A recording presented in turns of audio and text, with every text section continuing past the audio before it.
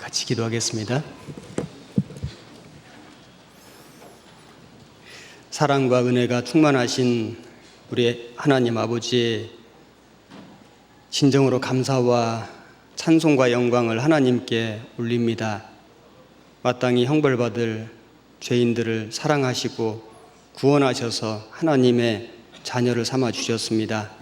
구원받은 이후에도 우리를 고아와 같이 버려두지 아니하시고 늘 함께 하시며 우리의 발걸음을 인도하시며 우리의 마음과 믿음을 붙들어 주시는 주님 감사합니다. 오늘 수요일 저녁에 또 하나님의 사랑으로 구원받은 자녀들이 말씀 앞에 나왔습니다. 우리에게 하나님의 위로가 필요하고 또 하나님의 말씀의 지혜와 능력이 더욱 많이 필요합니다. 하나님, 오늘도 우리에게 필요한 말씀으로 우리의 영혼에 채워주시고 또 우리 마음을 새롭게 해주시고 우리가 더욱 담대한 용기를 가지고 이 세상에서 육신과 세상과 사단 마귀와 싸우고 이기고 승리하는 우리가 되게 도와주옵소서. 이 시간에도 하나님의 복음이 전해지고 있습니다.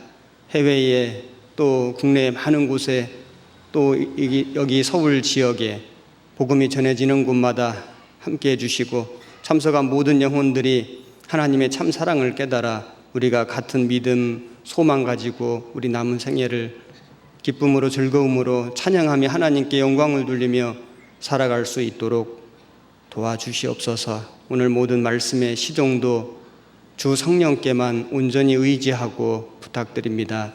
우리를 사랑하시는 우리 구주 예수님 이름으로 기도드렸습니다. 아멘. 사도행전 7장 말씀을 찾겠습니다. 7장 22절부터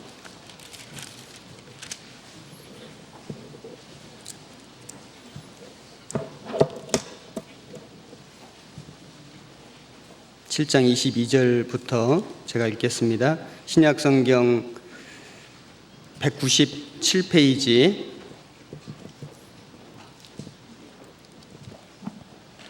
22절입니다. 모세가 애굽 사람의 학수를 다 배워 그 말과 행사가 능하더라. 나이 40이 되매 그 형제 이스라엘 자손을 돌아볼 생각이 나더니 한 사람의 원통한 일 당함을 보고 보호하여 압제받는 자를 위하여 원수를 갚아 애굽 사람을 쳐 죽이니라. 저는 그 형제들이 하나님께서 자기의 손을 빌어 구원하여 주시는 것을 깨달으리라고 생각하였으나 저희가 깨닫지 못하였더라. 이튿날 이스라엘 사람이 싸울 때 모세가 와서 화목시키려 하여 가로되 너희는 형제라 어찌 서로 해하느냐 하니 그 동물을 해하는 사람이 모세를 밀들여 가로되 누가 너를 관원과 재판장으로 우리 위에 세웠느냐?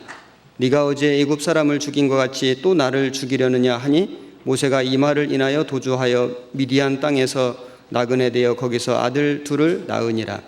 40년이 참에 천사가 시내산 광야 가시나무 떨기 불꽃 가운데서 그에게 보이거늘 모세가 이 광경을 보고 기이히 여겨 알아보려고 가까이 가니 주의 소리 있어 나는 내 조상의 하나님 즉 아브라함과 이삭과 야곱의 하나님 이루라 하신대 모세가 무서워 감히 알아보지 못하더라.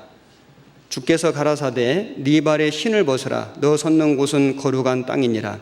내 백성이 애굽에서 괴로움 받음을 내가 정령히 보고 그 탄식하는 소리를 듣고 저희를 구원하려고 내려왔노니 시방 내가 너를 애굽으로 보내리라 하시니라. 저희 말이 누가 너를 관원과 재판장으로 세웠느냐 하며 거절하던 그 모세를 하나님은 가시나무 떨기 가운데서 보이던 천사의 손을 의탁하여 관원과 속량하는 자로 보내셨으니 이 사람이 백성을 인도하여 나오게 하고 애굽과 홍해와 광야에서 40년간 기사와 표적을 행하였느니라. 37절은 한 절만 같이 읽겠습니다. 이스라엘 자손을 대하여 하나님이 너희 형제 가운데서 나와 같은 선지자를 세우리라 하던 자가 곧 이 모세라. 지금 이 시간에 우리 서울 교회 안에 또 서울 지역에 전도 집회가 있습니다. 월요 직장인 집회는 신용철 목사님께서 말씀을 전하고 계시고, 그리고 세 곳의 대학교에서 세 분 목사님께서 전도 집회를 하고 계십니다. 아마 그래서 대학생들 그리고 청년들이 그곳에 전도하기 위해서 많이 가 계신 것 같습니다. 그리고 교회당 소집회실에서는 김희강 전도사님이 복음을, 하나님의 말씀을 전하고 계십니다. 그 외에도 전국에 또 해외에 끊임없이 하나님의 말씀이 전해지는 곳마다 하나님의 큰 역사가 일어나기를 우리가 계속해서 같은 마음으로 기도했으면 좋겠습니다. 오늘은 사도행전 7장 본문 읽은 말씀을 중심으로 해서 가시떨기 나무 불꽃, 제가 잘못 얘기했네. 가시나무 떨기 불꽃.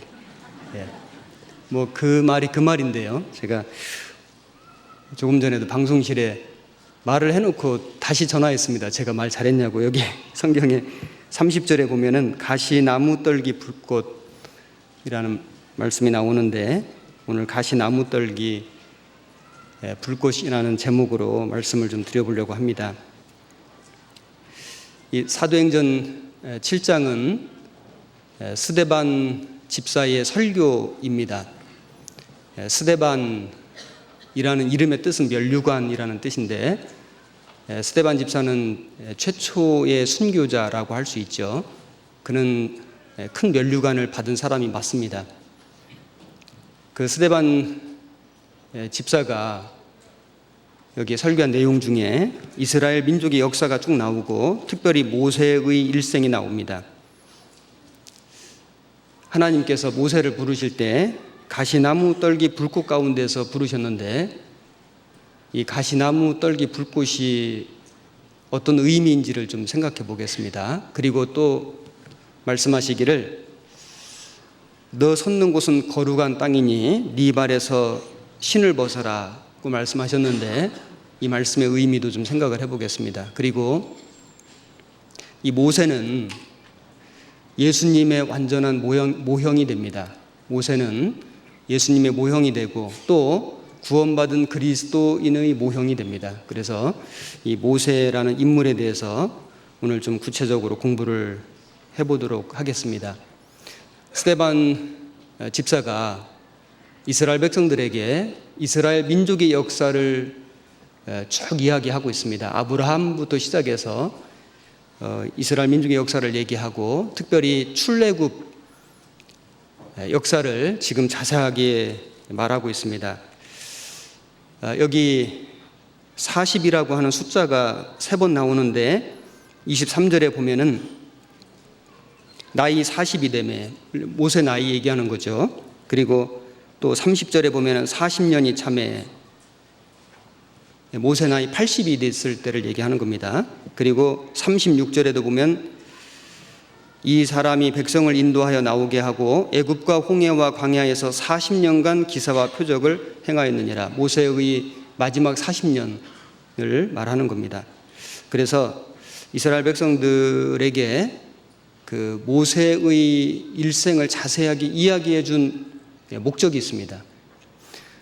예수님 당시, 또 이 초대교회 당시에 그 유대인들은 모세를 아주 중요하게 생각했고, 또 모세가 전한 율법을 아주 신성시하고, 그리고 이 모세라고 하는 사람을 아주 영웅처럼 이렇게 여겼습니다.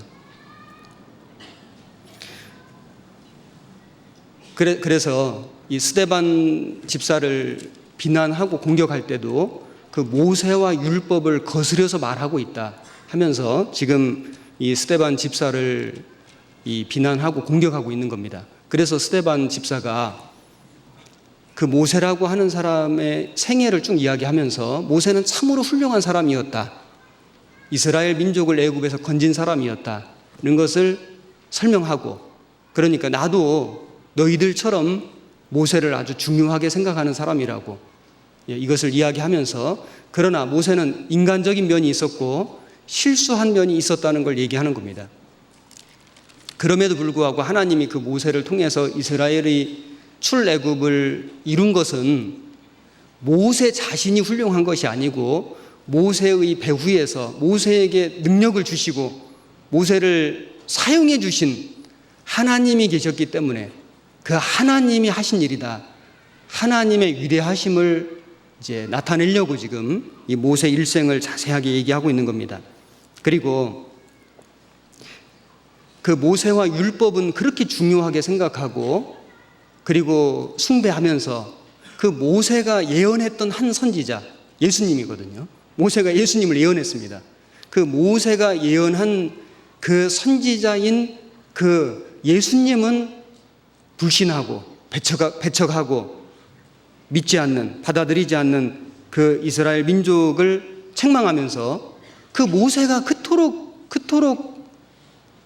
사랑하고 그 모세가 그토록 그 섬기고 그 모세가 그토록 순종 복종했던 그리고 그 모세가 예언했던 그 선지자, 그 모세와 같은 선지자, 그 예수님, 그 예수님을 그들이 받아들이고 그 예수님을 믿고 그 예수님의 구원을 받아야 할 것을 역설하기 위해서 이 설교를 지금 하고 있는 겁니다. 그래서 배경을 좀 우리가 이해하고 그리고 이제 모세가 어떻게 예수님의 모형이 되는지 그리고 이 모세가 어떻게 그리스도인의 모형이 되는지를 먼저 구체적으로 살펴보도록 하겠습니다. 여기 사도행전 7장 17절을 읽겠습니다. 하나님이 아브라함에게 약속하신 때가 가까움에 이스라엘 백성이 애굽에서 번성하여 많아졌더니 요셉을 알지 못하는 새 임금이 애굽 왕위에 오르매 그가 우리 족속에게 괴계를 써서 조상들을 괴롭게 하여 그 어린 아이들을 내어버려 살지 못하게 하려 할세. 그때에 모세가 났는데 하나님 보시기에 아름다운지라 그 부친의 집에서 석 달을 길리우더니. 자, 여기 우선 17절에 보면은 하나님이 아브라함에게 약속하신 때가 가까움에 이런 말씀이 있죠. 하나님이 아브라함에게 뭘 약속하셨을까요?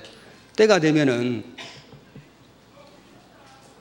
이스라엘 민족이 한 나라의 포로가 되었다가 해방이 될 거라고 그것을 약속하셨습니다. 사도행전 여기 7장 6절에 보면은 7장 6절에 하나님이 또 이같이 말씀하시되 그 씨가 다른 땅에 나그네 되리니 그 땅 사람이 종을 삼아 400년 동안을 괴롭게 하리라 하시고 또 가라사대 종 삼는 나라를 내가 심판하리니 그 후에 저희가 나와서 이곳에서 나를 섬기리라 하시고 여기 이 아브라함에게 하나님이 약속하시기를 다른 땅의 나그네가 될 것이다. 400년 동안을 괴롭게 하리라. 종살이 할 것을 예언하셨죠.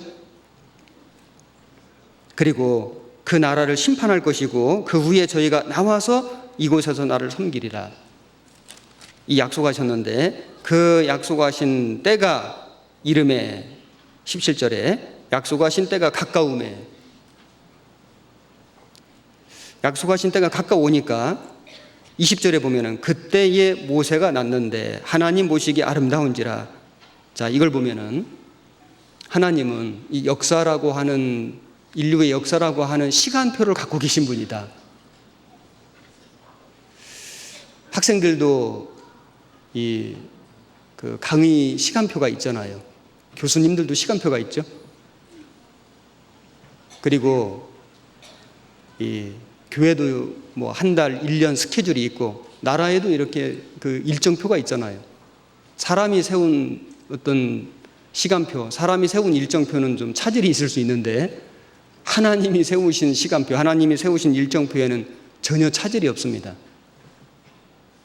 그래서 때가 가까움에 하나님은 정확하게 아브라함에게 약속하신 때를 아셨고 그리고 400년이 차니까 이스라엘 민족을 해방시킬 것을 실행하셨고 그리고 그때에 모세가 났는데 그러니까 모세는 이스라엘 민족을 애굽에서 구원하는 구원자로 작정하시고 보내주신 거예요. 태어난 겁니다. 그때에 모세가 났는데 예수님께서도 인류를 구원하시려고 계획하셨죠. 하나님께서 인류를 구원하실 걸 계획하셨죠. 작정하셨고, 그리고 때가 되니까 예수님을 베들레헴에 태어나게 하셨잖아요. 물론 구약에 예언된 모든 예언들이 그대로 문자 그대로 성취됐습니다. 여기 사도행전 7장에 표시를 좀 해놓으시고 출애굽기 12장을 찾겠습니다. 출애굽기 12장 40절.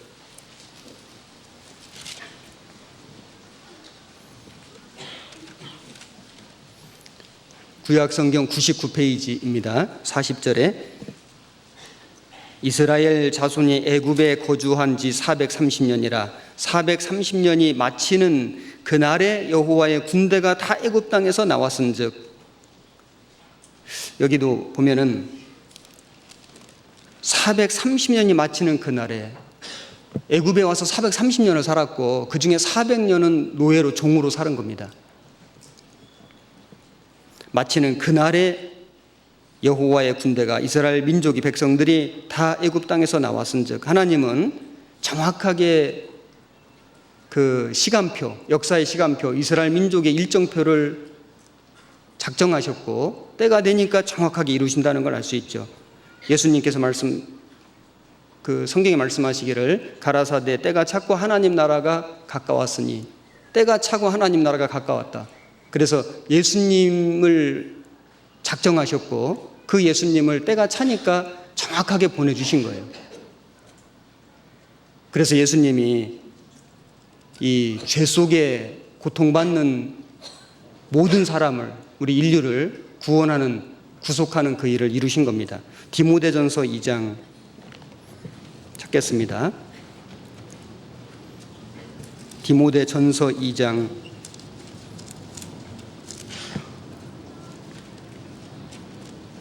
6절에 신약 337페이지입니다.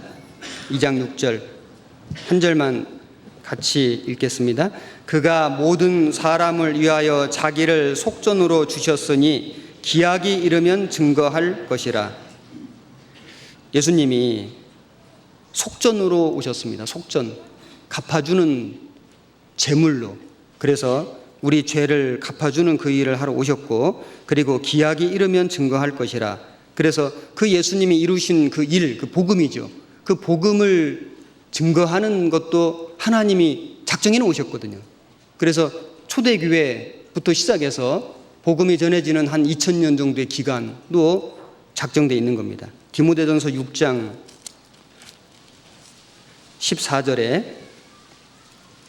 디모데전서 6장 14절 우리 주 예수 그리스도 나타나실 때까지 점도 없고 책망받을 것도 없이 이 명령을 지키라. 기약이 이르면 하나님이 그의 나타나심을 보이시리니 하나님은 복되시고 홀로 한 분이신 능하신 자이며 만왕의 왕이시며 만주의 주시요. 여기에 기약이 이르면은, 그리고 또 하나님이 작정하신 때가 되면은, 그 기한이 되면은 예수님이 재림하실 것도 말씀하셨죠. 지금까지 인류의 역사 속에 하나님이 작정하신 그 시간표, 하나님이 작정하신 그 일정표 중에 한 번도 어그러진 적이 없었습니다. 정확하게 이루어졌죠. 예수님 재림도 반드시 약속하신 대로 이루어질 것이 틀림없습니다. 사도행전 7장 본문의 20절입니다.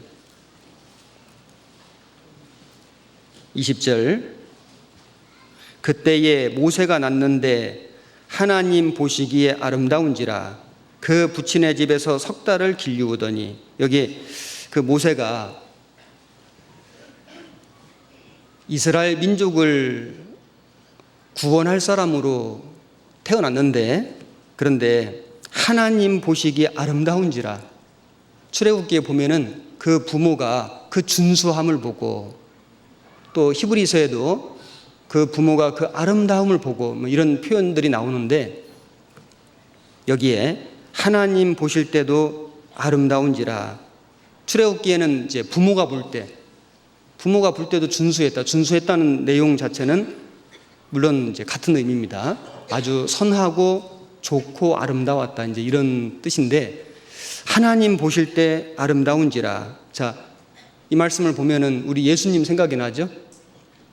세례 요한이 그 예수님에게 침례를 줄 때 하늘에서 소리가 나기를 이는 내 사랑하는 아들이요 내 기뻐하는 자라. 내 사랑하는 아들이라고.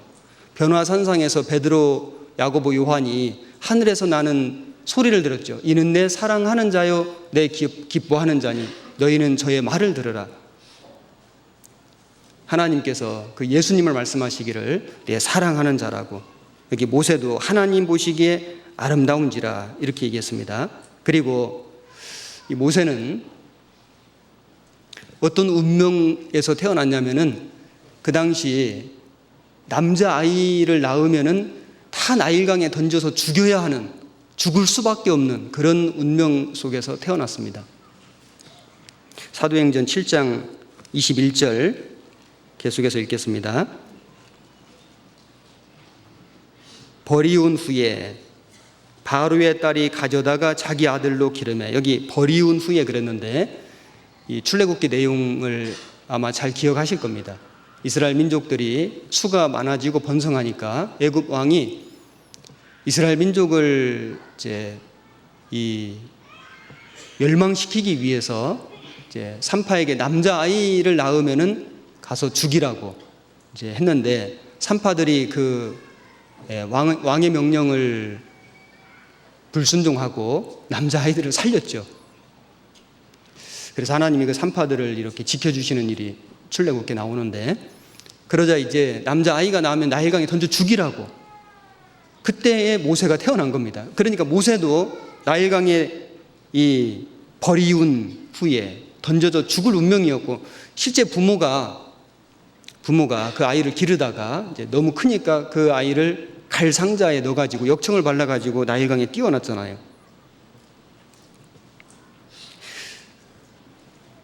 그 갈상자 속에 우는 아이를 바로의 공주가 보고 그리고 가져다가 자기 아들로 길렀습니다. 죽을 운명에서 살려준 거죠. 예수님 태어날 때도 헤롯 왕이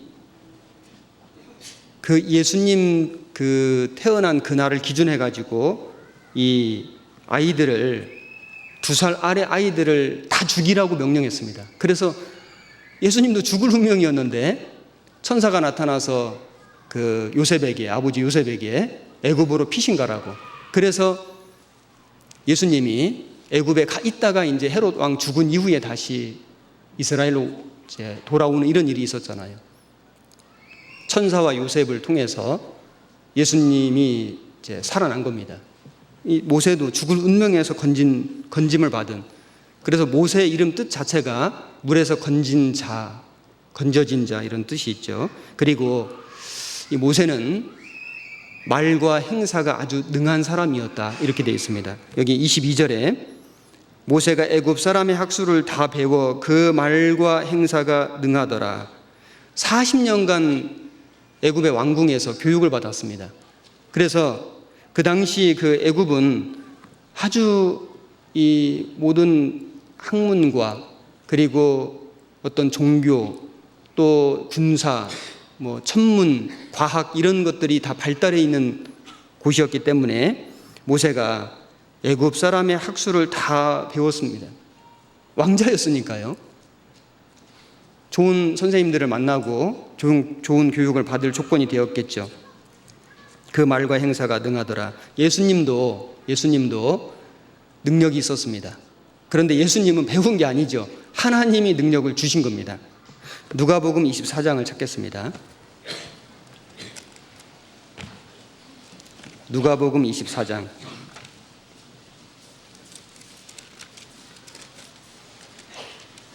19절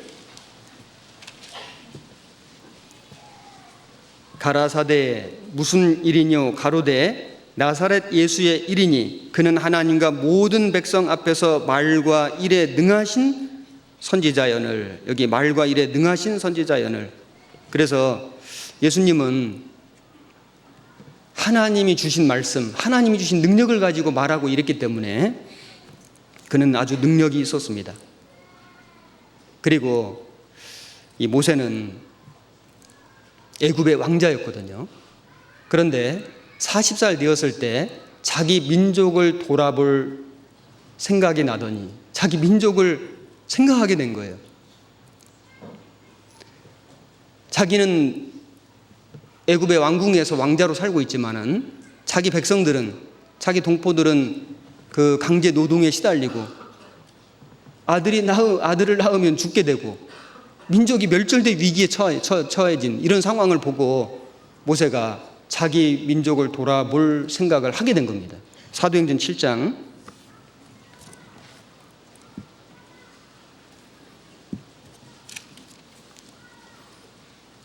23절에 나이 40이 되매 그 형제 이스라엘 자손을 돌아볼 생각이 나더니, 그래서 히브리서에 보면은 모세가 장성하여 바로의 공주의 아들이라 칭함을 거절하고 도리어 자기 하나님의 백성과 함께 고난받기를 잠시 죄악의 날을 누리는 것보다 더 좋아하고, 그래서 잠시 애굽의 왕궁의 왕자로 호강하며 살 수 있었지만은, 그러나 하나님의 백성들, 자기 백성들과 함께 고난받는 것을 더 좋아하고, 그래서 이제 민족을 구원하기 위해서 애굽의 한 병사를 이제 죽이는 그런 일을 저지르게 되죠. 예수님은 하늘 영광 보좌 위에 계신 분입니다. 그런데 예수님께서 이 낮고 천한 땅에 오시잖아요. 왜냐하면은 죄로 말미암아 심판받고 지옥에 갈 수밖에 없는 이 인생들, 그 영혼들을 구원하시려고. 그래서 그는 근본 하나님의 본체시나 하나님과 동등됨을 취할 것으로 여기지 아니하시고 오히려 자기를 비워 종의 형체를 가져 사람들과 같이 되었고 사람의 모양으로 나타나셨으며 자기를 낮추시고 죽기까지 복종하셨으니 그 십자가에 죽으심이라. 하나님 본체신데 종과 같이 되어서, 사람과 같이 되어서 이 세상에 내려오셔서 십자가에 죽기까지 하신 모세는 그래서 그 예수님의 그 모형이 됩니다. 그래서 예수님께서 앞에 있는 즐거움을 위하여 부끄러움을 개의치 아니하시고 우리 구원받는 사람들이 그 영광을 받고 영생을 누리는 그것 때문에 예수님은 그 십자가의 고난과 고통을 기꺼이 참으신 겁니다.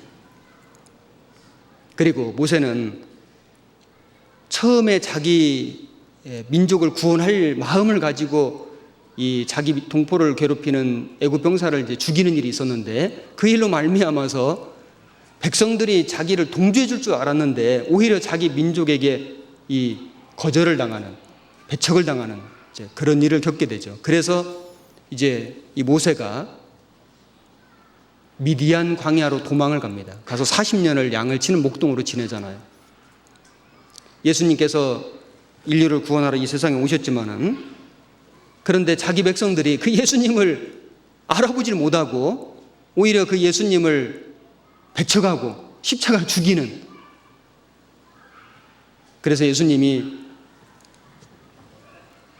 자기 백성들에게 성경에 자기 백성이 영접치 아니하였으나, 그런데 물론 하나님은 그렇게 되도록 하나님께서 섭리하신 거죠. 이스라엘 백성들은 하나님을 믿는다고 말했지만은 성경에 기록된 예수님을 올바로 알지 못했고, 그래서 결국에는 오히려 빌라도가 예수님을 살려주려고 이 예수를 어떻게 하랴, 그 예수를 십자가에 못 박게 하소서 외친 것이 자기 백성들이었습니다. 예수님이 자기 백성들에게 배척을 당하셨죠. 그리고 이스라엘 백성들을 이제 애굽에서 이제 건져내면서 그 애굽 땅에 많은 이 이적과 그 재앙을 내린 사람이 모세였습니다. 모세에게 하나님이 그런 그 이적을 행할 수 있는 능력을 허락해 주셨잖아요. 심지어 이제 홍해 바다를 가르는 능력도 주셨고, 그래서 사도행전 7장 36절에 보면은 이 사람이 백성을 인도하여 나오게 하고 애굽과 홍해와 광야에서 40년간 기사와 표적을 행하였느니라. 애굽과 열재앙을 내렸죠. 그리고 홍해의 기적을 일으켰고 광야에서 40년간 기사와 표적을 행하였느니라. 예수님도 3년 반 공생애를 사시면서 많은 기적과 능력을 행하셨습니다. 사도행전 2장 22절에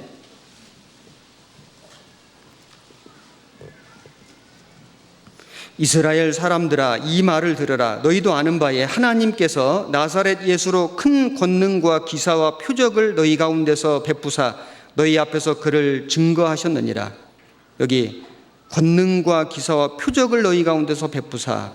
그래서 예수님이 많은 사람이 할 수 없는 이적을 행하신 것 잘 아시죠? 하나님이 그런 능력을 예수님을 통해서 나타내심으로 예수님이 하나님이신 것을 증거했습니다. 그리고 이 모세는 하나님과 아주 친밀하게 교제했다, 이렇게 되어 있습니다. 민수기 12장을 찾겠습니다. 민수기 12장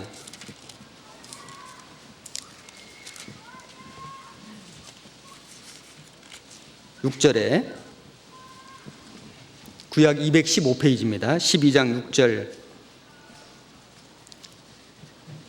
제가 읽겠습니다. 이르시되 내 말을 들으라. 너희 중에 선지자가 있으면 나 여호와가 이상으로 나를 그에게 알리기도 하고 꿈으로 그와 말하기도 하거니와 내 중 모세와는 그렇지 아니하니 그는 나의 온 집에 충성됨이라.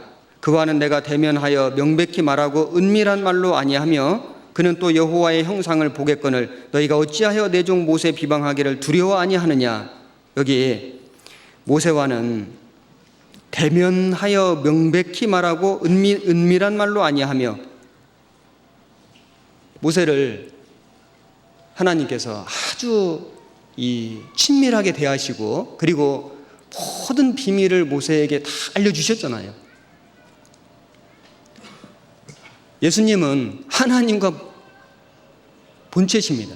하나님, 예수님은 삼위일체 아시죠? 성부 하나님, 성자 하나님, 성령 하나님이신 거예요. 그래서 나타나는 위격은 다르지만은 이 본체가 하나님 한 분이신 겁니다. 나와 아버지는 하나이니라 하신대. 그래서 이 성경을 읽어보면은 우리가 우리의 모양대로 사람을 만들고 우리가 성경 많은 곳에 그 삼위일체의 하나님께서 함께 역사하셨다는 내용들이 나오죠. 그리고 모세는 이 바로 앞에서 아주 담대하게 외쳤습니다. 이 파라오는 물론 이 사단 마귀의 그런 모형이 되죠.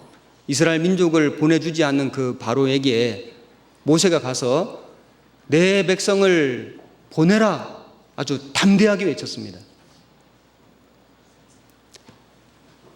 예수님은 이 땅에 오셨을 때 사단 마귀와 담대하게 싸우시고 승리하셨죠.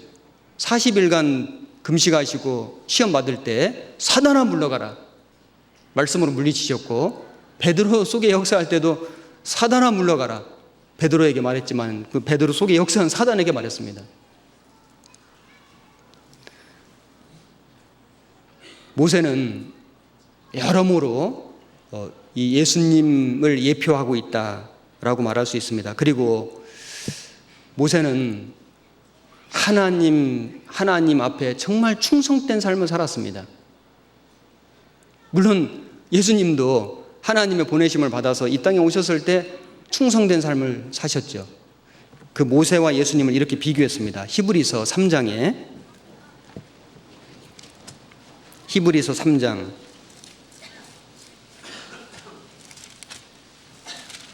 2절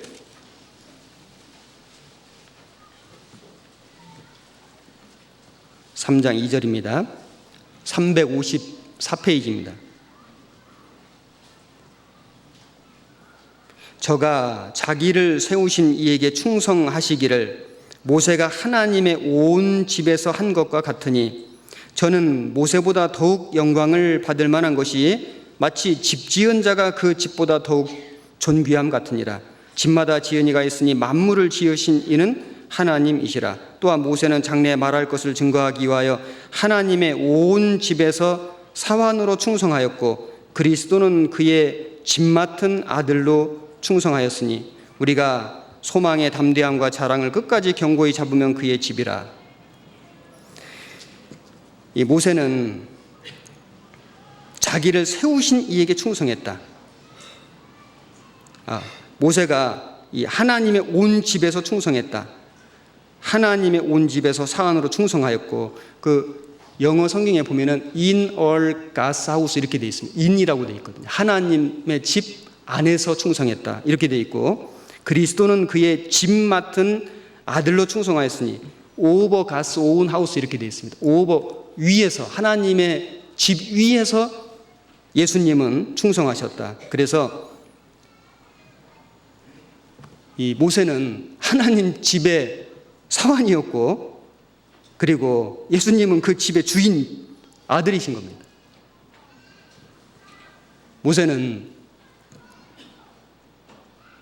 여러 가지 모습에서 예수님의 모형이 되고 예표가 됩니다.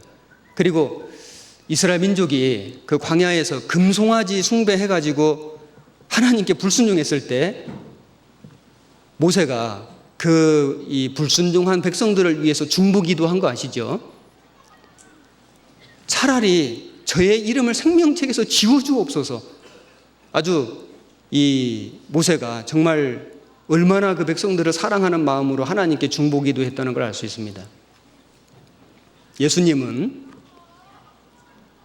하나님 앞에서 우리 구원받은 사람들을 중보기도 해주시는 분이죠. 그래서 중보도 한 분이시니고 사람이신 그리스도 예수라. 예수님이 우리의 유일한 중보자십니다. 스데반이 이 모세의 일생, 모세의 생애를 이스라엘 백성들에게 쭉 설명하고 그 설교했거든요. 자, 왜 스데반이 굳이 모세의 생애를 이렇게 강조해서 설명했을까? 서두에도 좀 말씀드렸지만은 이유가 있습니다. 사도행전 7장 다시 보시겠습니다. 7장 37절에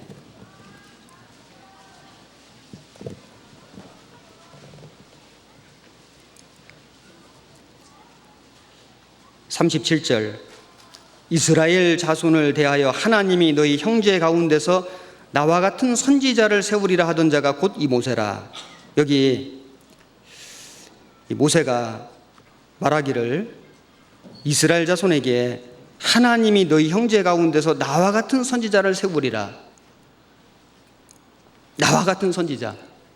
그러니까 모세가 예수님을 정확하게 안 거죠. 그리고 그 예수님이 오셔서 모세가 한 그 일, 모세는 이스라엘 민족을 애굽에서 건졌는데 예수님은 오셔서 온 인류를 죄악 가운데서 멸망받을 운명에서 건져주실 것을 모세가 알고 예언한 겁니다. 사도행전 3장 22절에 모세가 말하되 주 하나님이 너희를 위하여 너희 형제 가운데서 나 같은 선지자 하나를 세울 것이니 너희가 무엇이든지 그 모든 말씀을 들을 것이라. 자, 이 설교는 베드로의 설교거든요. 베드로도 같은 얘기를 했습니다. 베드로도 모세가 말을 했는데 너희를 위하여 너희 형제 가운데서 나 같은 선지자 하나를 세울 것이 예수님이거든요. 예수님 오셔서 이 모세가 한 그 역할 같은 일을 할 것을, 그 모세는 한 민족을 애굽에서 건졌지만은 예수님은 온 인류를 죄 가운데서 멸망받을 운명에서 건져 주실 것을 이 모세가 말한 것을 여기 이야기했습니다. 베드로도 말했고 스데반도 말했죠. 왜 사도들이 또 스데반 집사가 이것을 이스라엘 백성들에게 이렇게 강조해서 말을 했을까? 그 당시 이스라엘 백성들은 모세를 너무 영웅처럼 생각했습니다. 모세가 전한 율법을 너무너무 중요하게 생각한 나머지 오히려 예수님을 이 모세와 율법을 폐한다고, 거스린다고, 그 예수님을 공격하고 그 예수님의 그 사도들, 그 전도자들을 공격했잖아요. 예수님도 이렇게 말씀하셨습니다. 요한복음 5장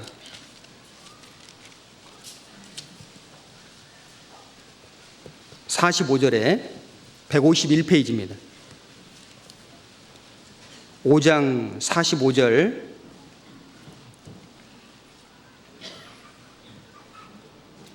내가 너희를 아버지께 고소할까 생각지 말라. 너희를 고소하는 이가 있으니 곧 너희의 바라는 자 모세니라. 모세를 믿었다면 또 나를 믿었으리니 이는 그가 내게 대하여 기록하였음이라. 그러나 그의 글도 믿지 아니하거든 어찌 내 말을 믿겠느냐 하시니라. 여기 모세를 믿었다면 또 나를 믿었으리니, 그 모세가 예언한 분이 바로 예수님이거든요. 그런데 그가 내게 대하여 기록하였음이라. 그의 글도 믿지 아니하거든 어찌 내 말을 믿겠느냐. 그래서 예수님은 이 모세와 율법을 저버리시는 게 아니고 이루시려고, 그 예언을 이루시려고 오신 분이 예수님인데, 이스라엘 백성들은 모세는 그렇게 영웅시하고 율법은 그렇게 중요하게 생각하면서 그 모세와 율법이 증거하는 그 예수님은 모르고 예수님은 불신하고 예수님 배척한 겁니다. 그래서 그들의 그 잘못을 지적해주고 그들의 잘못을 책망하고 마음을 돌이켜서 그 모세가, 너희들이 그렇게 존경하고 그렇게 영웅시하는 그 모세가 예표하는, 그리고 그 모세가 예언한 그 예수님이 바로 우리의 구세주라는 것을 알려주고 믿게 하려는 의도로 지금 스데반이 이스라엘 역사를 쭉 얘기하면서 모세 일생을 지금 계속 설교하고 있는 겁니다. 그리고 이 모세는 예수님의 모형도 되지만은 모세는 구원받은 그리스도인의 모형이 됩니다. 왜냐하면은 이 모세가 죽을 운명에서, 그 나일강에서 죽을 운명에서 기적적으로 건짐을 받았잖아요. 사실 우리 모든 사람은, 모든 인류는 죄 가운데 태어나서 심판을 받고 죽을 운명이었습니다. 지옥 갈 운명이었잖아요. 그런데 우리가 정말 기적적으로 그 예수님의 그 보혈로, 갈상자, 그 역청이 발려진 갈상자, 예수님 또 교회 모형이죠. 그래서 우리도 기적적으로 구원을 받았는데, 사실 이 모세가 구원을 받은 것은 모세가 뭘 해서 받은 게 아니고요. 그 바로의 공주가 불쌍히 여겨가지고, 그 긍휼히 여겨가지고 모세를 건져주고 자기 아들 삼은 거거든요. 우리가 구원받은 것도 우리가 뭘 잘해서 그런 게 아니고 하나님께서 우리를 불쌍히 여기셔서, 긍휼히 여기셔서 우리를 구원하신 겁니다. 디도서 3장을 찾겠습니다.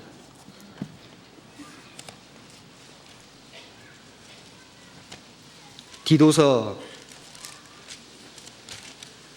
3장 4절,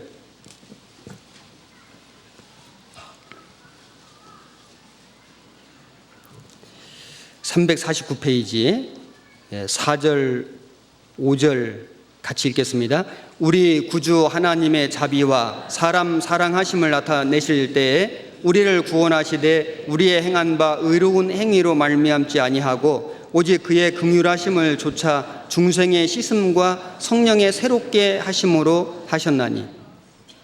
그래서 우리의 의로운 행위로 말미암지 않고 오직 그의 긍휼하심을 조차, 우리를 불쌍히 여기신 거예요. 그래서 우리를 구원하신 겁니다. 모세도 바로의 공주가 불쌍히 여겨가지고, 그가 비록 죽을 운명에 태어난 히브리인 아이인 것을 금방 알았지만은 그를 살렸죠. 이 모세가 애굽에서, 왕궁에서 40년을 학문과 학술을 다 배워 익혔습니다. 하나님이 일부러 모세를 애굽의 왕궁에서 교육받도록 시키신 거예요. 허락하신 겁니다. 왜 그랬을까요? 모세가 모세 오경을 기록했잖아요. 그 모세가 그 배운 세상의 학문도 하나님 일에 다 귀하게 쓰임 받았습니다. 그리고 그 왕궁에서 모세가 이 한 나라를 경영해가는 지도력 같은 걸 배웠을 거 아니에요? 이스라엘 민족을 200만 명이 넘는 이스라엘 민족을 애굽에서 건져가지고 그들을 가나안으로 인도하는 그 일에는 엄청난 이 지도력이 필요했을 겁니다. 그 지도력을 애굽에서 배울 수 있었습니다. 우리도 구원받은 이후에 이제 하나님의 자녀가 되었고 하나님 말씀을 우리가 배우지만은 세상의 학문과 학술도 우리가 배워 익히잖아요. 우리가 학교에 공부도 해야 되고 자기 전공도 열심히 공부하고 직장에서도 열심히 공부하고 일을 하고 익히고요. 훌륭한 기술을 배우고 익히고 당연히 그렇게 해야 되겠죠. 그것이 나 한 사람의 사리 사욕을 위해서 사용되어지는 것이 아니라 우리가 이 세상에서 배운 모든 학문도 그리고 그런 기술도 하나님 영광을 위해서 얼마든지 귀하게 사용될 수 있습니다. 우리 구원받기 전에 뭘 배워놨는데 구원받고 나서 교회에서 쓰잖아요. 쓰임 받잖아요. 내가 직장에서 하는 일도 직장에서만 일하는 것이 아니라 그것이 하나님의 복음을 위해서 또 쓰임 받는 일이 있거든요. 우리는 세상의 학문과 학술도 아주 성실하게 열심히 부지런히 배우는 것이 반드시 필요하죠. 사도행전 7장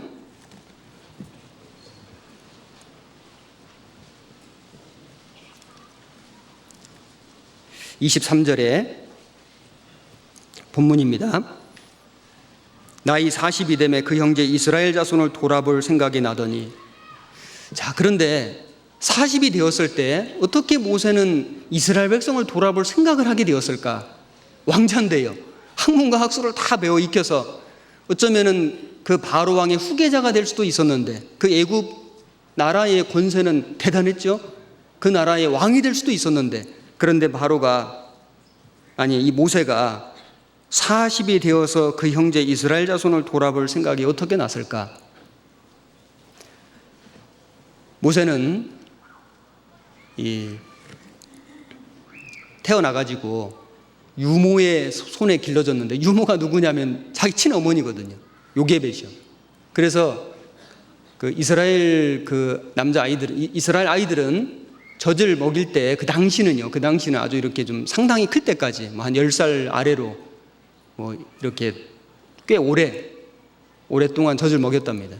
그러니까 모세가 그 아주 물론 어린 나이지만은 그 어머니에게 이스라엘의 민족성을 배우고 하나님에 대한 신앙을 아마 이렇게 철저하게 교육받았을 겁니다. 그가 비록 육신적으로는 애굽의 왕자로 살았지만은 그는 자신이 히브리 사람이고 그리고 언젠가는 히브리 민족을 구원해야 된다는 것을 아마 교육받았을 수도 있어요. 그래서 40이 되매 이스라엘 자손을 돌아볼 생각이 나더니, 이걸 보면은 세상의 학문과 학술을 배워 익히는 것이 필요하지만은 그러나 그보다 먼저는 신앙의 교육이 필요하다. 먼저는요. 그래서 우리가 세상의 교육이 필요 없는 건 아니고 필요하지만은 그 세상의 교육보다 더 먼저 해야 될, 더 중요한 것은 신앙 교육이다. 우리 자신도 그렇지만은 우리 자녀들을 교육시킬 때도 이런 관점으로 교육시키는 것이 틀림없이 맞을 겁니다. 그래야만 우리는 세상의 학문과 학술, 그 배운 모든 기술들을 하나님의 영광과 복음을 위해서 귀하게 사용할 수 있을 겁니다. 사도행전 7장 30절 40년이 참해 천사가 시내산 광야 가시나무 떨기 불꽃 가운데서 그에게 보이거늘 모세가 이 광경을 보고 기이 여겨 알아보려고 가까이 가니 주의 소리 있어 나는 네 조상의 하나님 즉 아브라함과 이삭과 야곱의 하나님이로라 하신데 모세가 무서워 감히 알아보지 못하더라. 자, 여기 이제 40년이 참해 모세가 40년간은 애굽의 왕궁에 살았습니다. 40년은 이제 도망을 가서 미디안 광야에서 양치는 목동으로 살았죠. 80세 됐을 때 하나님이 나타나셨는데 시내산 광야 가시나무 떨기 불꽃 가운데서 나타나셨습니다. 이 모세는 애굽 왕궁에서 40년 살았고 광야에서 40년 살았고 그리고 이스라엘 민족을 인도하는 지도자로서 광야에서 40년, 마지막 40년을 살은 거예요. D.L. 무디가 말하기를 이 모세가 처음 40년은 자기가 대단한 사람인 줄 알았고, 왜냐하면 왕자잖아요. 그 다음 40년은 자기가 아무것도 아니라는 걸 알았고, 왜냐하면 미디안 광야에서 그냥 목동으로 살았잖아요. 그리고 마지막 40년은 이렇게 아무것도 아닌 사람을 하나님이 귀하게 쓰신다는 걸 알았다. 이렇게 말했는데 그것이 그 모세의 120년 생애를 아마 잘 요약해 주는 말이라고 생각이 됩니다. 자, 하나님께서 모세 나이 80살 되었을 때 나는 아무것도 할 수 없는 사람이라고, 어쩌면은 이제 모든 걸 자포자기하고 살았을 수 있는 그때에 하나님이 모세에게 나타나셨는데, 자, 어디서 나타나셨냐면은 시내산 광야 가시나무 떨기 불꽃 가운데서 나타나셨습니다. 하나님이신데, 아니 그 백향목 같은 데서 나타나실 수도 있잖아요. 그런데 이 가시나무 떨기, 이게 뭐냐면은 아카시아 비슷한 그냥 가시나무거든요. 덤불입니다. 가시 덤불이요. 정말 초라한, 그냥 불 태우면 그냥 확 타버리고 사라지는, 금방 재가 되는 이런 나무거든요. 그런데 그 가시나무 떨기 불꽃 가운데서 모세에게 나타나셨습니다. 자, 이 가시나무 떨기, 사람이 볼 때는 너무나 보잘것없고 초라한 가시나무 떨기를 택하시고, 그리고 왜 불꽃 가운데서 하나님은 모세에게 나타나셔서 말씀하셨을까? 자, 이걸 좀 우리가 좀 생각해 보면은, 우선 이 가시나무 떨기는 너무 초라한 나무잖아요. 그 당시 이스라엘 민족의 모습이 가시나무 떨기와 같았습니다. 가시는 죄로 말미암아 이 땅에 이 가시와 엉겅퀴가 났잖아요. 죄의 결과거든요. 이스라엘 민족이 불순종의 결과로 이제 그 노예가 되고 하나님을 떠나고 불순종하고 살아갈 때 그 모습은, 그 노예로 살아가는 그 비참한 모습은 가시나무 떨기와 같은 그런 모습이었습니다. 그리고 또 모세의 모습도 됩니다. 모세는 자기 힘으로 한번 이스라엘 민족을 구원해 보려고 그렇게 노력하다가 결국은 사람 죽인 죄수가 돼가지고 미디안 광야에 도망을 왔잖아요. 이제 양을 치는 한 사람의 목자에 불과했습니다. 그 모세의 모습도 가시나무 떨기 같은 그런 모습이었습니다. 물론 예수님의 모습도 됩니다. 이 땅에 오신 예수님, 너무 초라한 모습으로 오셨잖아요. 그 성막은 예수님의 모형인데 성막의 가장 바깥에는 물돼지 가죽입니다. 아주 거무칙칙한, 너무 보기 싫은 이제 이런 초라하고 보잘것없는 그런 이 모습의 성막인데, 그 안에는 아주 여러 색깔의 앙장으로 무늬가 있고, 그리고 온 이 내부가 정금으로 입혀진 아주 휘황찬란한 그런 곳이었잖아요. 예수님의 신성, 그 예수님의 인성을 우리가 생각해 볼 수 있습니다. 그 가시나무 떨기는 이스라엘 민족의 모습도 되고 모세의 모습도 되고 예수님의 초림하신 예수님의 모습도 되죠. 그리고 또 구원받은 성도들의 모습도 됩니다. 우리가 구원받을 때 정말 우리는 너무나 보잘것없는, 내세울 것이 없는 무지한, 죄가 많은 그런 인생이었습니다. 구원을 받았는데 사실 우리는 이 세상에서 그렇게 뭐 높은 신분이나 엄청난 명예를 가진 사람은 그렇게 많지 않죠. 고린도전서 1장을 찾겠습니다.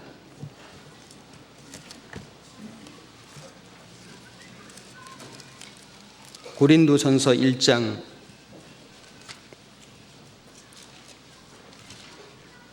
26절에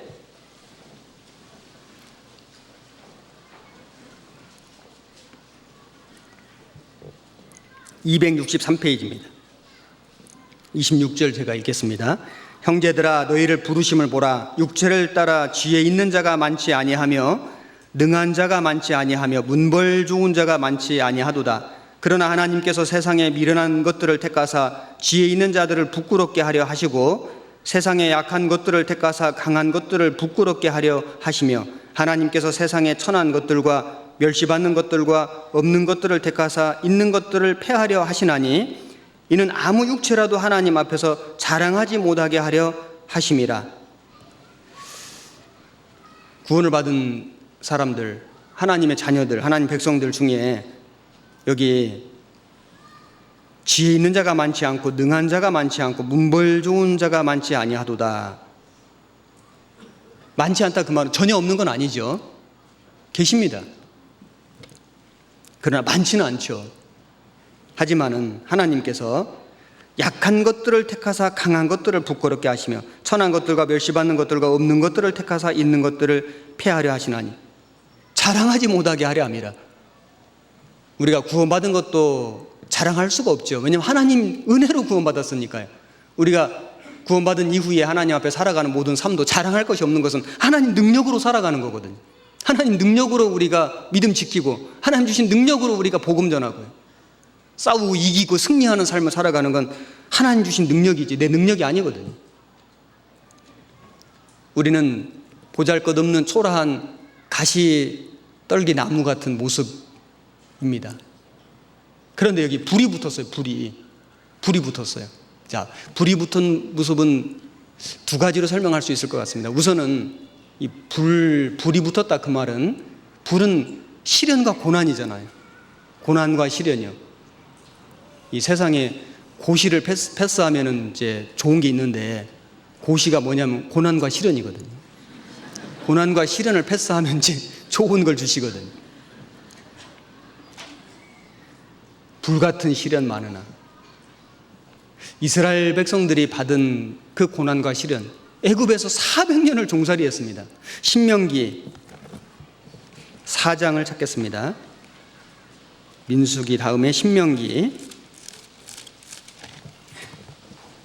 4장 20절.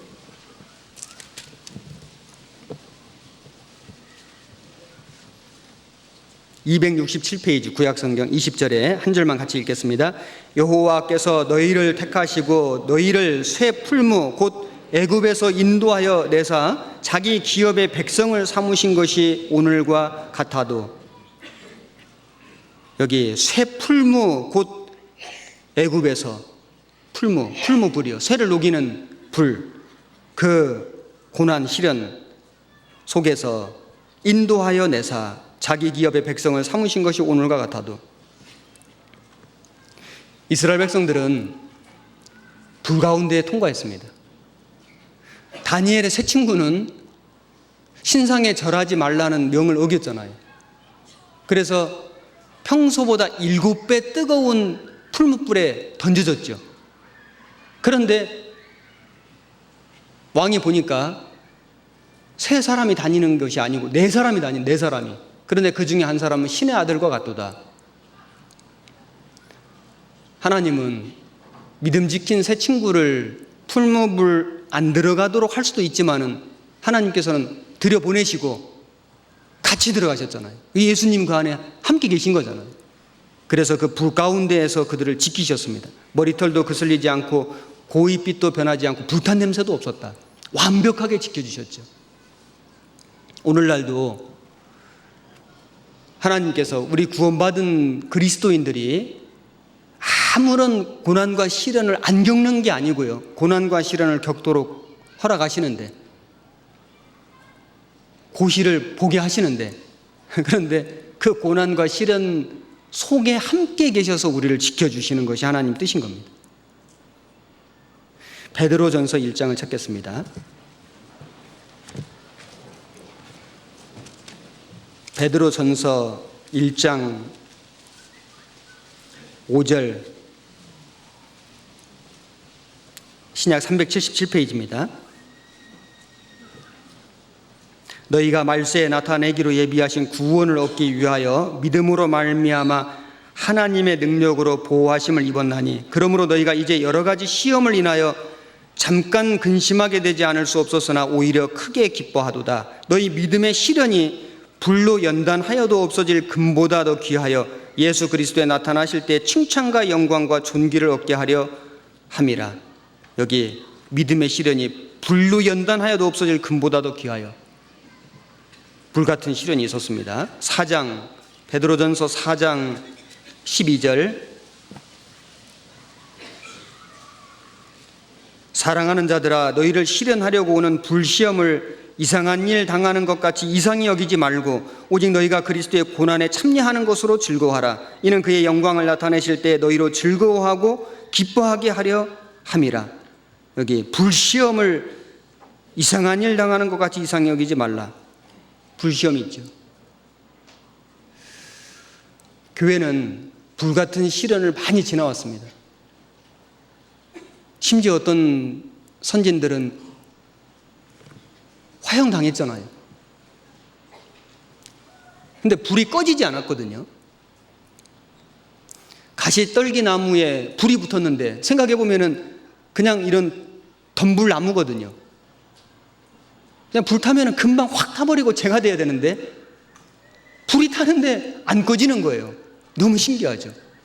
고난과 시련이 있는데요, 믿음과 신앙이 그 안에서 굴복되지 않고 계속 지켜지는 겁니다. 그리고 이 불탄다 그 말은 성령의 역사를 얘기할 수도 있습니다. 성령의 역사. 오히려 이 성령의 역사가 불길처럼 번져가는 이런 그 고난과 시련 속에서 그것이 하나님의 능력입니다. 하나님의 교회를 통해서 지금도 그렇게 하고 계십니다.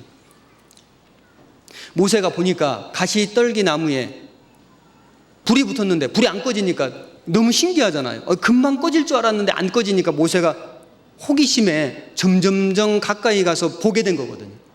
거기서 하나님의 음성이 들렸습니다. 우리가 예수님을 생각해 보면은 예수님은 이 땅에 오셔서 불같은 시련을 많이 겪으셨잖아요. 그런데 그 불같은 시련 속에서 예수님이 그 시련을 인내하시고 참으시고 견디시고 이기신 걸 봐요. 그러면 우리가 생각할 때 우리 전도 집회 들을 때 그 예수님의 생애에 대해서 우리가 듣고 또 그 예수님이 하신 일, 그 십자가에 죽으신 일을 우리가 들을 때 마음이 이끌리는 게 있잖아요. 마음이 예수님께로 가잖아요. 마음이 움직이잖아요. 마음이 감동되잖아요. 마음에 감사가 넘치고 찬양이 넘치잖아요. 예수님은 그 불같은 시련, 그 십자가를 통과하심으로 많은 영혼을 예수님께로 이끌었습니다. 요한복음 12장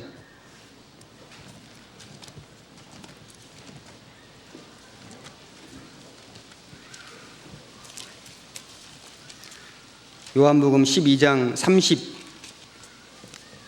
32절 169페이지입니다.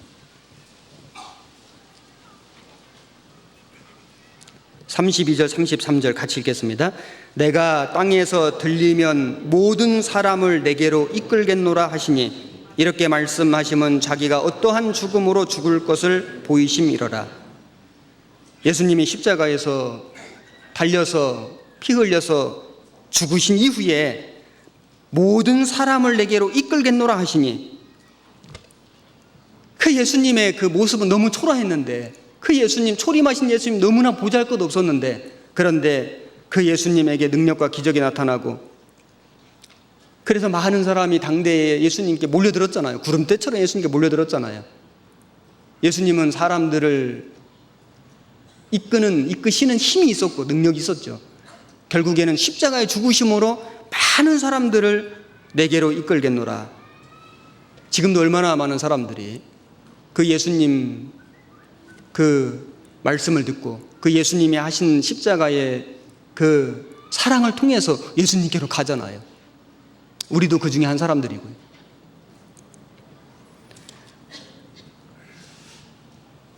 그 예수님의 복음을 전했던 사람들, 사도들, 제자들, 믿음의 선진들, 그들은 한결같이 많은 사람을 이끄는 힘이 있었습니다.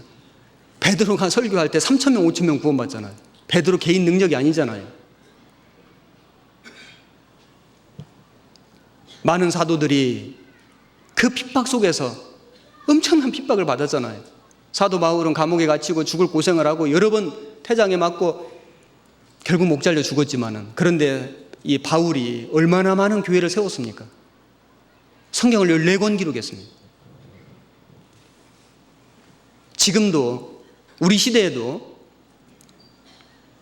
구원을 받은 한 성도가 불같은 고난과 시련 속에서 믿음으로 견디고 인내하고 산 소망을 가지고 힘있게 살아갈 때 사람들이 깜짝 놀라는 거예요. 야, 저 사람은 낙심하고 절망하고 하나님을 떠날 만도 한데 오히려 저런 고난과 시련 속에서 오히려 감사하고 찬송하고 복음 전하는 걸 보면, 야, 거기에 놀라운 힘이 있는 겁니다. 전도가 어떻게 되냐면은 우리가 좋을 때 전도되는 것보다도 힘들고 어려운 상황에서 믿음으로 이겨나갈 때 전도가 되거든요. 야, 너를 보니까 내가 진짜 하나님 믿고 싶다. 너 하는 걸 보니까 내가 진짜 말씀 듣고 싶다. 가시나무 떨기가 불이 붙었는데 불이 꺼지질 않는 거예요. 모세가 거기에 이끌림을 받았습니다. 우리가 예수님께로 이끌림을 받고, 그리고 우리가 그런 삶을 살아갈 때 다른 사람을 또 이끌 수도 있거든요. 그리고 가시떨기 나무에서 불이 붙었을 때 거기에 어떤 일이 있었냐면, 거기에서 하나님의 말씀이 있었습니다. 하나님 음성이 거기에 들렸습니다. 출애굽기 3장을 찾겠습니다.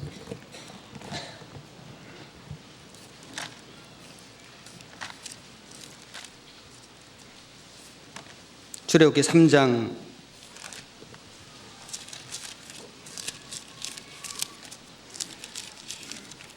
14절입니다.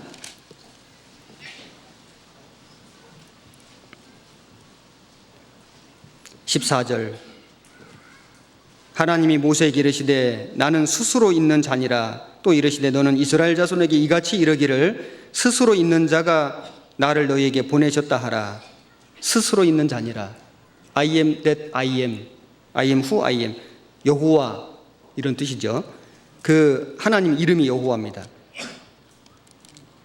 가시나무 떨기 불꽃 가운데서 하나님이 나타나셔서 모세에게 쭉 말씀을 하시는 겁니다.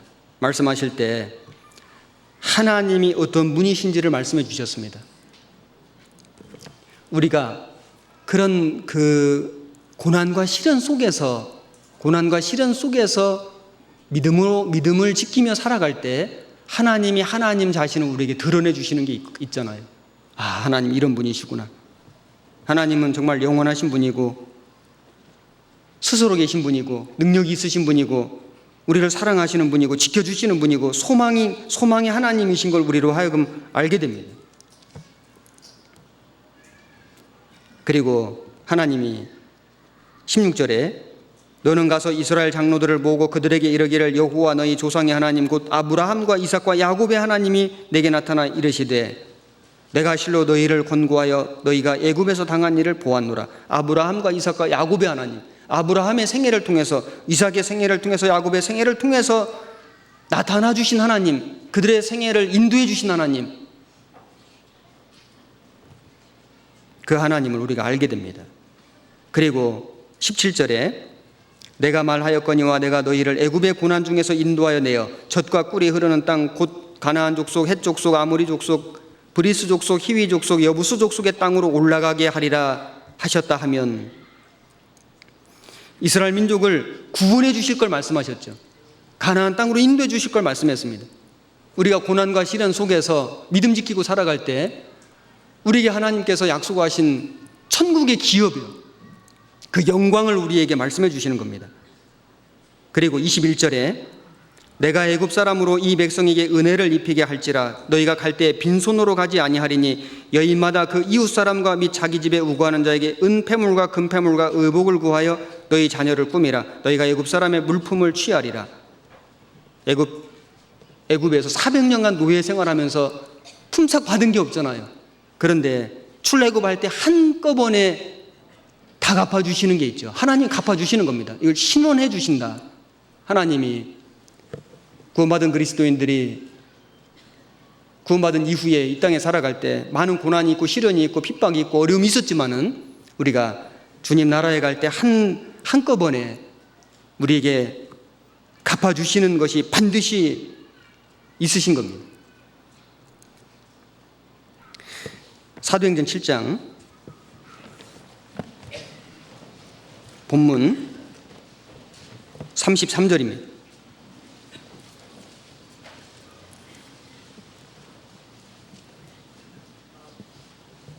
한 절만 같이 읽겠습니다.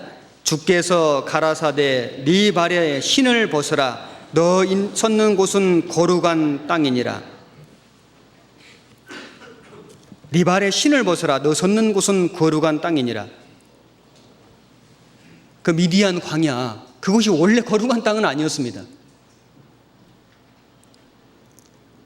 그곳은 이방인 땅이었죠. 그런데 왜 그곳이 거룩한 땅이 됐을까요? 하나님이 나타나셨으니까요. 우리가 본래 거룩한 사람이 아니었잖아요. 그런데 우리가 거룩한 사람이 됐습니다. 왜냐하면 주님이 오셨잖아요. 너희는 하나님 성전이라, 거룩한 전이라.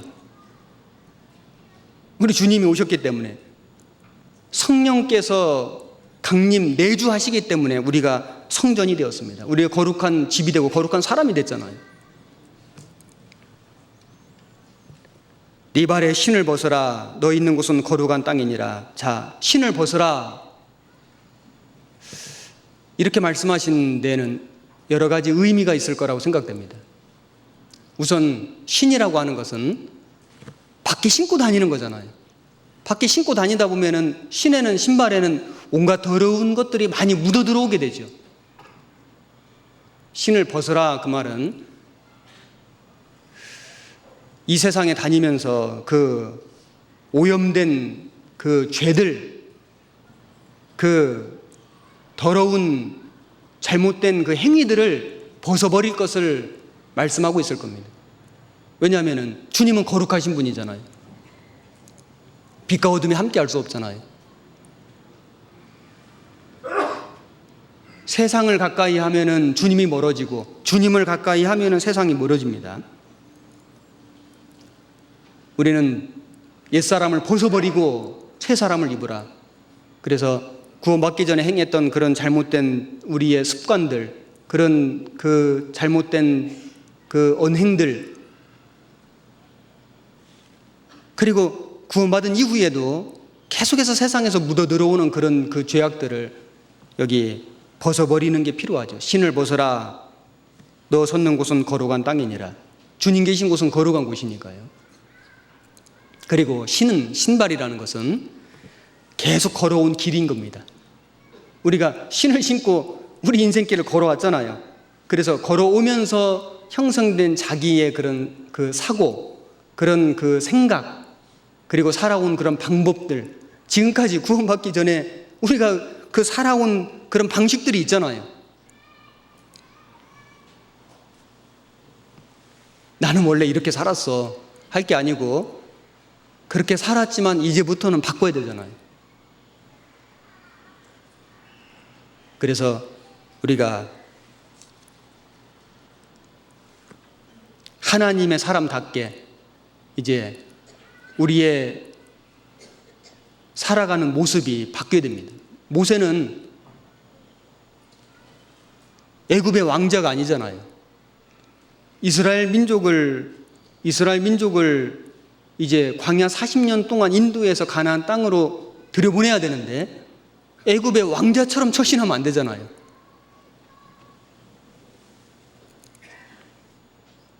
네 발에 신을 벗어라. 그리고 또 그 목동처럼 내가 누구간데 바로에게 가며 이렇게 그 무력한 모습으로 있으면 안 되잖아요. 애굽의 왕자도 아니고 이제 아무것도 할 수 없다고 변명하는 그런 목동도 아니고, 하나님의 능력을 받아서 이스라엘 민족을 인도하는 지도자로서 새로운 삶을 살아가야 되는 겁니다. 신을 벗어라 그 말은 밖에 있다 안으로 들어올 때 또 신을 벗는 거잖아요. 우리가 그리스도 밖에 있었죠. 그런데 이제 그리스도 안에 들어왔습니다. 우리는 교회 밖에 있었다가 교회 안에 들어왔고, 교제 밖에 있다가 교제 안에 들어왔잖아요. 성막에 보면 뜰이 있는데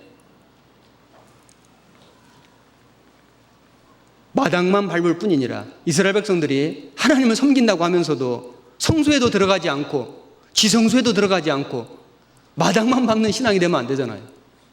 우리도 점점 주님을 섬기는 쪽으로, 그리고 자기를 희생하는 쪽으로 그렇게 깊숙이 들어오는 게 필요할 겁니다. 그리고 당시에는 이 종들은 신이 없었대요. 신을 벗어라 그 말 속에는 하나님의 종으로 살아가라 이런 의미도 생각해 볼 수 있습니다. 하나님의 종. 사실 예수님은 하나님이셨잖아요. 예수님은 하늘의 영광 보좌에 앉아 계셨던 분이잖아요. 그런데 그 예수님이 이 땅에 오실 때는 종의 모습으로 오셨습니다. 종의 모습으로. 우리도 하나님의 아들이잖아요. 신분은 우리가 하나님의 자녀거든요. 그런데 이 땅에 살아가는 동안에는 우리도 하나님의 종입니다. 종처럼 살아야 됩니다. 신을 벗어라. 그리고 신을 벗었으면 우리가 이제 벗는 것에만 그치지 않고 새롭게 신어야 될 신이 있잖아요. 새롭게 신어야 될 신이 있는 겁니다. 구원받은 사람들이 신어야 될 주님이 주신 신. 누가복음에 보면은 그 집을 나간 탕자가 허랑방탕에 살다가 이제 먹을 것이 다 떨어지고 돈도 떨어지고 굶어 죽게 생기니까 내가 돌아가리라. 우리 아버지 집에는 좋은 것이 많은데 품꾼들도 종들도 좋은 것을 먹는데 내가 돌아가리라. 성경에 보면 돌아가니라 돼 있잖아요. 말만 한 게 아니라 실제 돌아갔습니다. 돌아갔을 때 그 아들 생각에는 내가 하늘과 아버지께 죄를 지었사오니 내가 아들이라 감당할 수는 없고 나를 그냥 품꾼의 하나로 써주소서. 이게 아들의 마음이었습니다. 그런데 아버지는 어떻게 했습니까? 제일 좋은 옷을 내어다가 입히고, 그리고 송아지를 잡아 잔치를 벌이고, 그리고 손에 가락지를 반지를 끼우고, 그리고 발에 신을 신기라. 아버지가 신겨준 신이 있죠. 이제는 아버지와 함께 다니는 신이요, 아버지 집에 거하는 신이요, 아버지를 떠나지 않는 그 사랑의 신을 아들에게 신겨줬잖아요. 우리가 구원을 받았는데 세상에서 신고 다니던 신발은 벗어야 마땅하죠. 하지만은 우리 주님이 신겨주시는 신이 있잖아요. 에베소서 6장을 찾겠습니다. 6장 15절.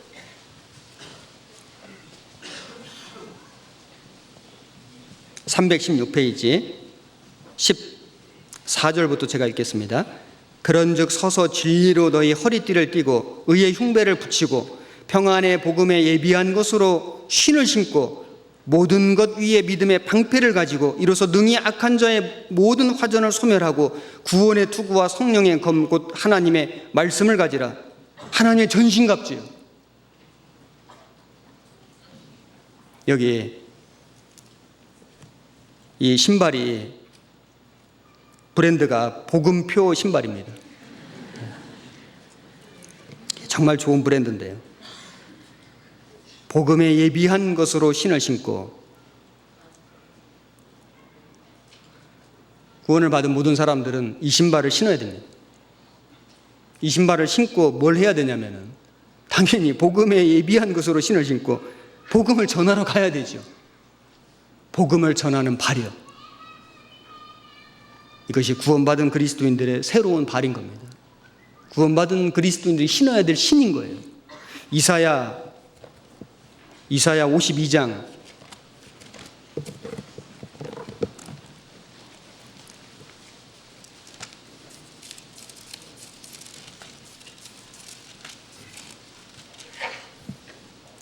7 7절에 구약 성경 1032페이지 52장 7절 말씀 한 절만 같이 읽겠습니다. 좋은 소식을 가져오며 평화를 공포하며 복된 좋은 소식을 가져오며 구원을 공포하며 시온을 향하여 이르기를 네 하나님이 통치하신다 하는 자의 산을 넘는 발이 어찌 그리 아름다운고. 여기 산을 넘는 발이 어찌 그리 아름다운고. 주님의 복음을 전하는 발은요, 산을 넘는 발인 겁니다. 산을 넘는다는 건 뭘까요? 산에 자주 다니시는 분도 계시죠. 어떤 분은 좀 높은 산에 아주 높은 산을 이렇게 도전하고, 뭐 1000고지 1000m가 넘는 뭐 더 이상 되는 산들을 이렇게 도전하는, 보면 쉬운 게 아니죠. 그래서 그 등산하기에 적합한 그런 신발들을 이렇게 신으시잖아요. 복음을 전하는 것은 고생할 각오를 가지고 가야 되거든요. 복음 전하는 것은 평지 걷는 게 아니고 높은 산을 가는 거니까. 우리가 높은 산을 갈 때는 준비를 하잖아요. 준비를. 마음의 준비도 하고 장비도 준비하고 신발도 준비하고. 왜냐하면 그게 쉬운 일이 아니거든요. 우리는 언제 마음에 기쁨이 생기냐면은 높은 산을 이렇게 정복하고 나면은 나름대로 내가 해냈다는 그런 기쁨이 있는데, 그건 뭐 잠시 후에 없어지는 기쁨이고요. 신앙생활 중에 정말 기쁠 때가 언제냐면은 복음 전할 때요.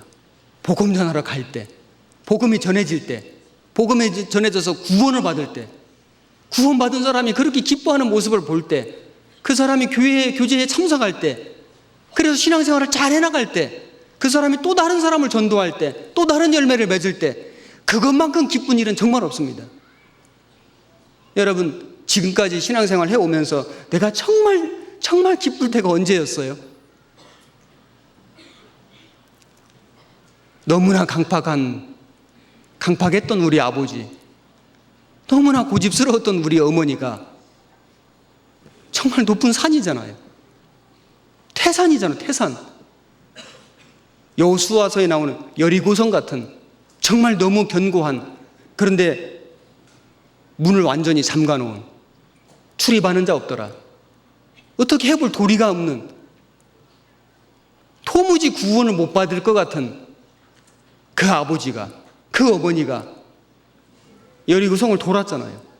믿음으로 순종해가지고 온 백성들이 같이 우리가 교제 가운데 순종하고, 그리고 계속해서 하나님 해주실 걸 믿고 기회 될 때마다 전도하면은 금방은 안 되지만은 언젠가는 그 견고한 성이 무너지듯이, 그 태산 같은 산을 넘어가듯이 세상에 그렇게 강박한 아버지가 구원을 받는 거예요. 저희 아버지도 지금은 돌아가셨지만은, 소천하셔서 주님 나라에 계시지만은, 생각해보면 정말 태산이었습니다. 정말 여리고성이었습니다. 우리 아버지가 정말 구원받을 수 있을까? 우리 어머니 같은 분이 구원받을 수 있을까? 받잖아요. 구원받잖아요. 하나님 해주시잖아요. 내 사랑하는 가족들이 태산같이 여겨지지만은 인내함으로, 믿음으로 복음표 신발을 신고 그 산을 올라갈 때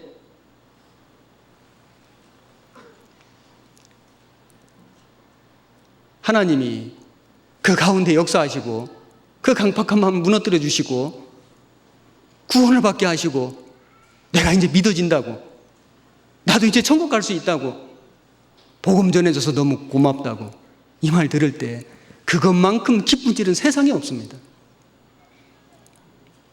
내가 구원을 받고 어떤 수고를 하고 어떤 희생을 하고 아무리 많은 것을 내가 바쳤다 할지라도 내 사랑하는 가족이 구원을 받는 그걸 보면은 다 보상 받고도 남죠.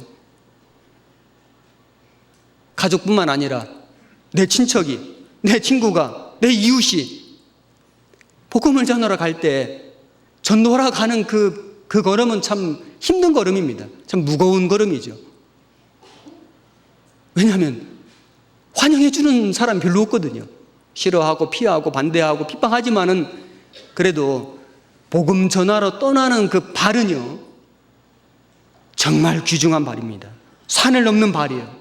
고난과 역경을 이기는 발이에요. 주님이 동행해 주시는 발이에요. 그 발걸음에 기쁨이 있습니다. 축복이 있습니다. 눈물을 흘리며 씨를 뿌리러 나가는 자는 반드시 기쁨으로 단을 가지고 돌아온다고 약속해 주셨죠. 비록 눈물은 흘리지만은 마음에는 힘이 있는 거예요. 고난은 있지만 기쁨이 있는 겁니다. 세상에서 살면서 신고 다니던 옛날 성품의 신발, 옛날 죄악된 신발들은 주님의 앞에서, 그 거룩한 주님 앞에서는 벗어야 하고, 내가 지금까지 살아온 방식도 다 벗어버리고 전혀 다른 사람으로, 전혀 다른 방식으로 살아가야 되고, 그리고 우리는 이 복음에 예비한 것으로 신을 신고, 그리고 산을 넘는 발, 복음을 위해서 살아가는 발이요. 정말 그 발은 너무너무 소중하고 귀한 발인 겁니다. 누가복음 12장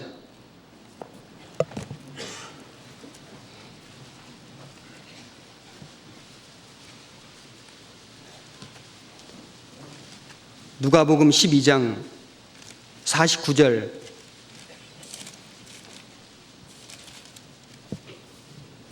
신약 116페이지 49절 50절 같이 읽겠습니다. 내가 불을 땅에 던지러 왔노니 이 불이 이미 붙었으면 내가 무엇을 원하리요? 나는 받을 세례가 있으니 그 이루기까지 나의 답답함이 어떠하겠느냐? 가시나무 떨기에 불이 붙었는데 불이 꺼지질 않는 겁니다. 모세가 너무 기이해서 가까이 간 거예요. 거기서 하나님 음성이 들렸습니다.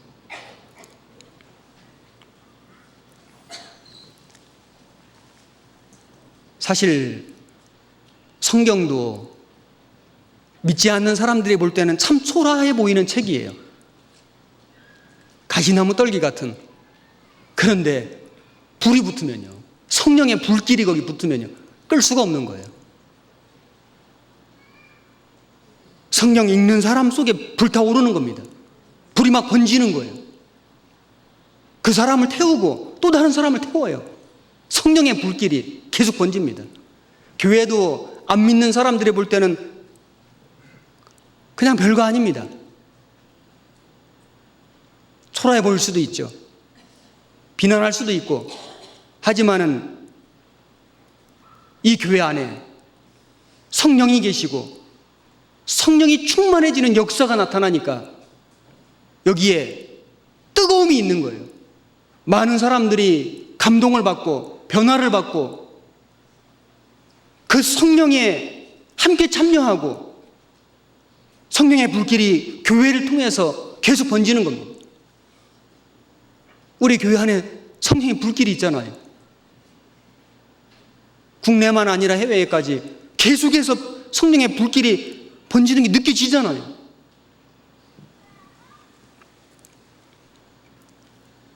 내 안에도 이 성령의 불길이 번져야 됩니다. 예수님께서 내가 불을 땅에 던지러 왔노니 이 불이 이미 붙었으면 내가 무엇을 원하리요? 나의 받을 세례가 있으니. 예수님 세례는 십자가에 죽으시는 겁니다. 나의 답답함이 어떠하겠느냐? 예수님도 육신이 있기 때문에 십자가에 죽으시는 것, 이 잔을 내게서 지나가게 하옵소서. 쉬운 일이 아니지만은 예수님은 모든 걸 이기셨습니다. 불을 땅에 던지러 왔노니, 예수님은 초림하실 때 불을 던지러 왔다. 사람 영혼을 건지러 오신 겁니다. 성령을 내려주시려고 오신 거예요. 초대교회에 성령이 임하니까 오순절날 120명 모인 사람들이 성령의 강림을 경험하고 설교하니까 3,000명 구원받고 5,000명 구원받고, 초대교회에 얼마나 많은 핍박과 고난과 시련이 있었지만 복음의 불길이 아주 예루살렘, 유대, 로마, 전 세계로 막 번지는 거 봐요. 예수님이 불을 던져주셨습니다. 그 불길이 지금까지 타고 있잖아요. 우리 교회 안에 타고 있고, 성경 속에 타고 있고, 그리고 우리 생애 속에도 타야 됩니다. 내 마음 속에서도 타야 되고요. 우리가 주님을 위해서 한번 살아보자. 그 뜨거운 마음이 없이는요, 살 수가 없거든요.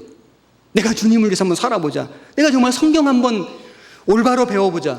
내가 진짜 복음 한번 힘있게 전해보자. 이 마음이요. 그 뜨거운 마음, 이 뜨거운 마음이 없으면은 능력이 없습니다.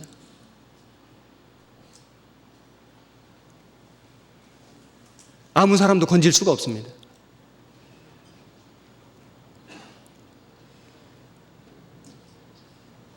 산을 넘을 수가 없습니다. 우리는 초라한 가시나무 떨기입니다. 하지만 이 가시나무 떨기에 불이 붙었는데, 이 불은 고난과 시련의 불도 되죠. 그 고난과 시련이 우리 삶 속에 얼마나 많습니까? 근데 꺼지지가 않는 거예요. 믿음을 꺼뜨릴 수가 없어요. 오히려 성령의 불길이 우리 가운데 함께 역사하시고, 그래서 내 마음을 감동해 주시고 내 주변의 사람들을 태우고 복음을 전하고요. 가시나무 떨기 불꽃 가운데서 나타나신 하나님, 하나님의 음성을 모세가 듣듯이 우리가 그 가운데서 주님의 음성을 듣습니다. 그래서 모세를 애굽 바로 왕에게 보내잖아요. 모세가 그 하나님 말씀에 순종해서 가잖아요. 이스라엘 민족을 건지잖아요. 가시나무 떨기 불꽃 가운데서 나타나신 하나님을 배웠기 때문에, 그 하나님으로부터 사명을 받았기 때문에 우리도 가시나무 떨기 불꽃 가운데서 주님을 만납니다. 그리고 그 주님의 음성을 듣고 모세처럼, 민족을 건지는 모세만큼은 아니지만은 우리 주변의 많은 영혼들을 건지는 그런 삶을 우리가 함께 살았으면 좋겠습니다. 같이 기도하겠습니다.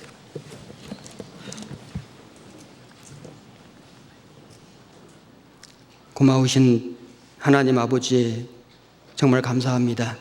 너무나 보잘것 없고 미련하고 부족한 저희들입니다. 하지만은 우리를 먼저 사랑하시고 우리를 구원하시고 하나님의 자녀로, 또 하나님의 일꾼으로 우리를 삼으시고 불러주신 것 정말 너무나 감사합니다. 우리 교회를 통해서 그 옛날 초대교회 사도들을 통해서 역사하신 것처럼 마지막 시대에 우리를 통해서 복음의 역사를 나타내 주시는 주님 정말 감사합니다. 우리 주변에 이뤄진 영혼들 너무나 많습니다. 우리가 담대하게 복음을 전할 수 있도록 도와주시고, 또 국내에 또 해외에 여러 곳에 아직 하나님의 복음이 한 번도 들어가지 않은 곳에, 한 번도 하나님의 복음을 들어보지 못한 사람들에게 주님 오시기 전에 우리 교회를 통해서 하나님 복음을 전할 수 있게 도와주시고, 우리의 힘으로는 부족하지만 하나님의 능력으로 모든 것을 이루어 주시기를 진심으로 간구합니다. 복음을 전하는 많은 분들, 특별히 외국에서 그 불같은 시련 가운데에 복음을 전하는 우리 선교사님들, 그 가족들 가운데 함께해 주시고 능력을 주시고 힘을 주셔서 하나님의 복음을 더욱 힘있게 전할 수 있도록 도와주시고 지켜주시고 함께해 주시기를 간구합니다. 이 시간에도 복음이 전해지는 곳에 주님 역사해 주옵소서. 머릿속에 기도하는 모든 분들의 삶 속에 역사해 주시고 그 기도하는 가족들의 구원을 이루어 주시기를 간구합니다. 우리의 남은 모든 삶을 주님의 능력의 손에 온전히 의지하옵고 우리를 사랑하시는 우리 구주 예수님 이름으로 기도드렸습니다. 아멘.